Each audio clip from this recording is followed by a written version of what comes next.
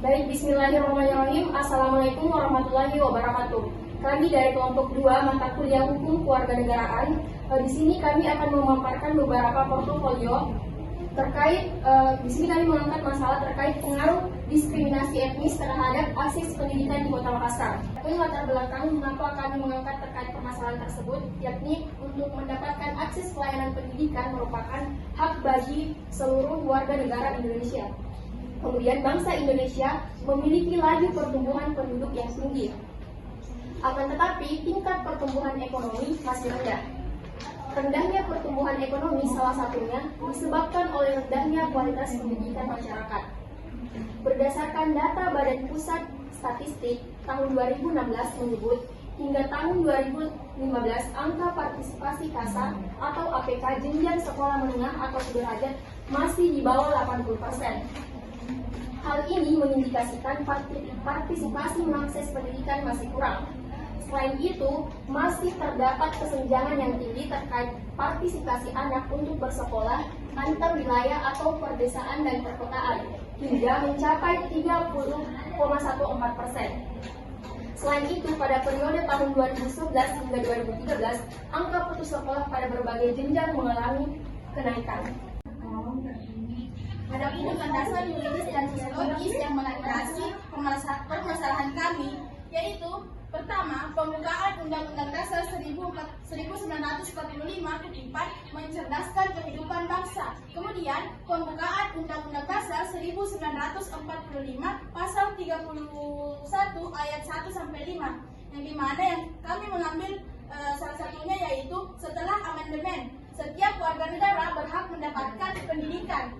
Kemudian Deklarasi Universal Hak Asasi Manusia pasal 26 ayat 1, setiap orang berhak memperoleh pendidikan.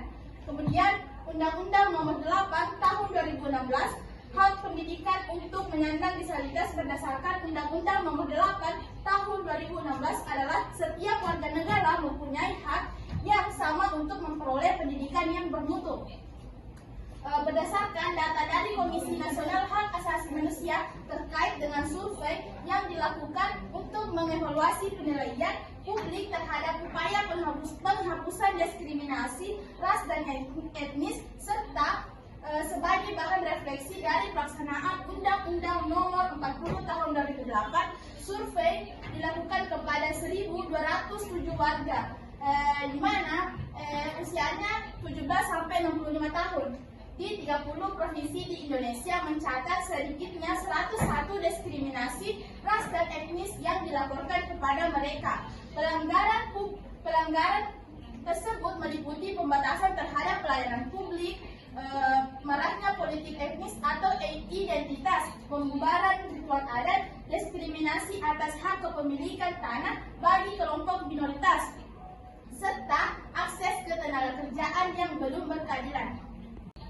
Nah, pada portofolio 1, kami membahas tentang keseriusan masalah dalam masyarakat. Masalah diskriminasi etnis terhadap akses pendidikan di Kota Makassar merupakan isu serius yang mencerminkan tantangan yang lebih luas dalam sistem pendidikan Indonesia. Diskriminasi ini tidak hanya berdampak pada kelompok etnis tertentu, tetapi juga memperburuk ketidaksetaraan dalam kesempatan pendidikan bagi masyarakat yang kurang beruntung.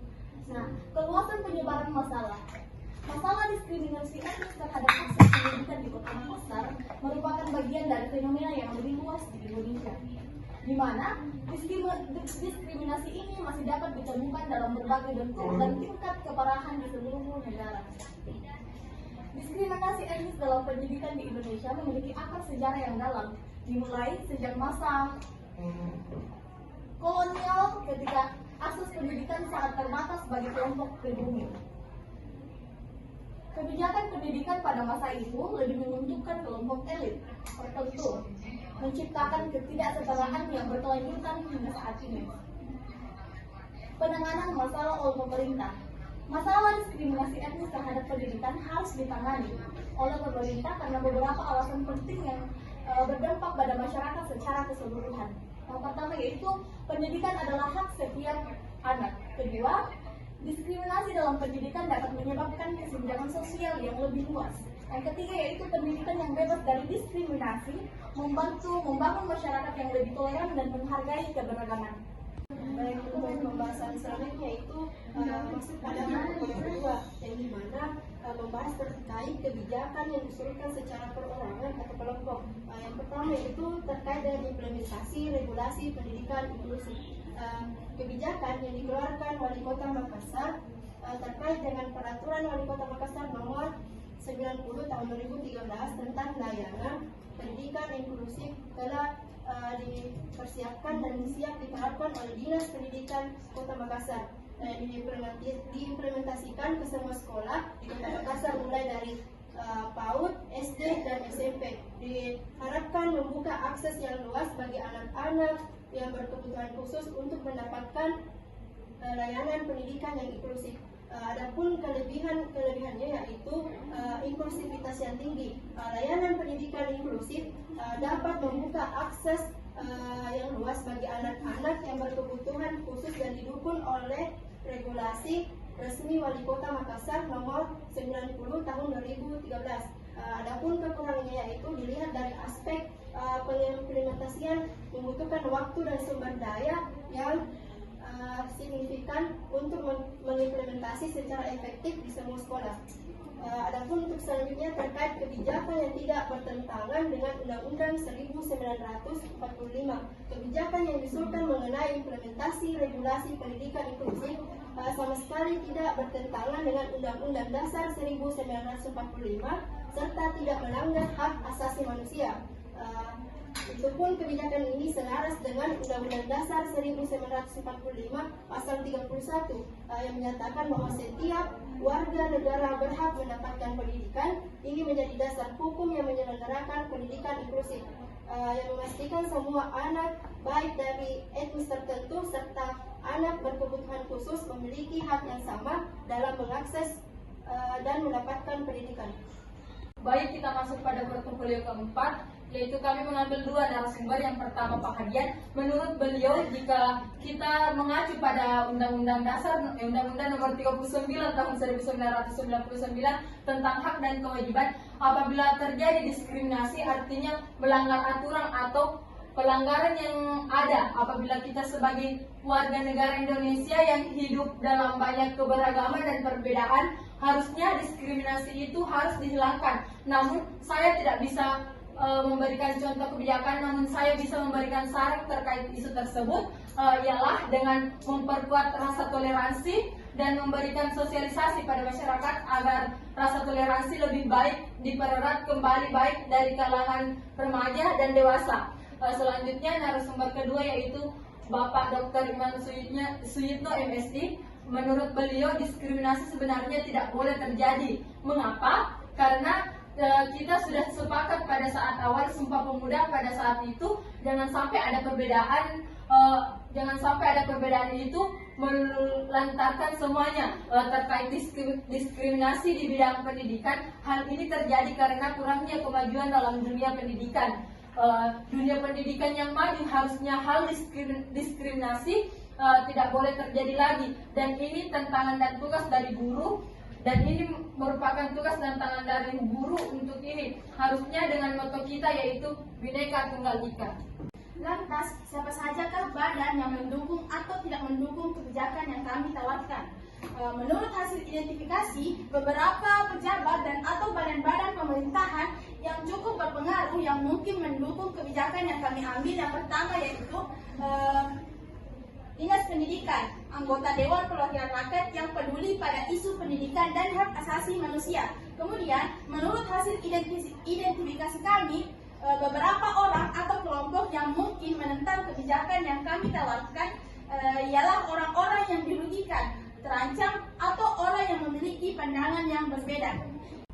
Berdasarkan hasil pengukuran kami, adapun kesimpulannya yaitu bahwa diskriminasi merupakan suatu bentuk perlakuan kepada seseorang dengan membeda-bedakan baik itu dari fisik, suku, ras, agama, warna kulit, dan sebagainya. Tentunya perlakuan diskriminasi bisa melukai perasaan seseorang dan mempunyai dampak yang tidak baik.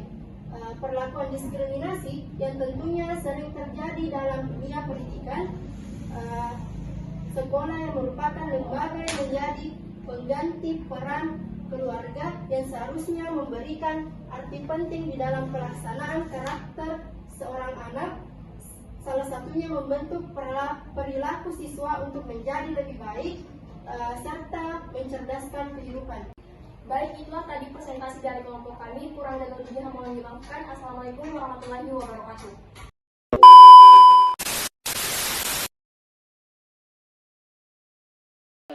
Diskriminasi karena macam-macam di antaranya kan etnis ya, yang kemudian sebenarnya hal itu tidak perlu terjadi karena kita dari awal para pendiri bangsa bersepakat dalam mengajukan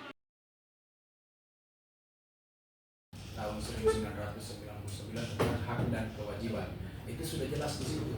Adapun beberapa poinnya misalnya hak untuk hidup, hak untuk memperoleh pendidikan dan lain sebagainya. Nah, artinya ketika ada diskriminasi di antara suku atau etnis itu, maka itu sudah masuk kategori pelanggaran hak asasi manusia.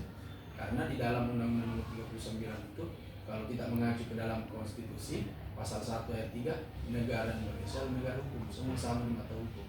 Jadi acuannya adalah Undang-Undang Nomor 39 tahun 1999 tentang hak dan kewajiban. Terus Pak, pertemuan kedua itu kelompok kami itu ada kebijakan terkait permasalahan yang kami angkat, di mana kebijakan tersebut yaitu implementasi regulasi pendidikan inklusif, yang dimana seperti kita ketahui sendiri itu bahwa pendidikan inklusif itu sistem pendidikan yang memberikan kesempatan yang sama kepada semua peserta didik untuk belajar dalam suatu lingkungan. Jadi bagaimana tanggapan Bapak terkait kebijakan tersebut? Apakah Bapak setuju atau tidak terkait kebijakan yang kami usulkan?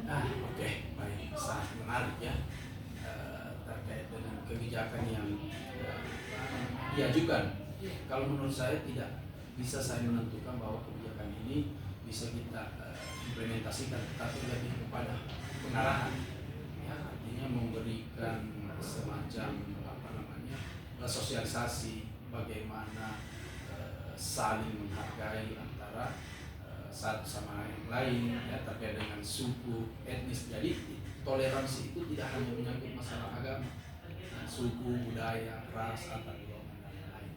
Ya, lebih kepada bagaimana memberikan sosialisasi, bagaimana memberikan pemahaman terhadap pentingnya toleransi.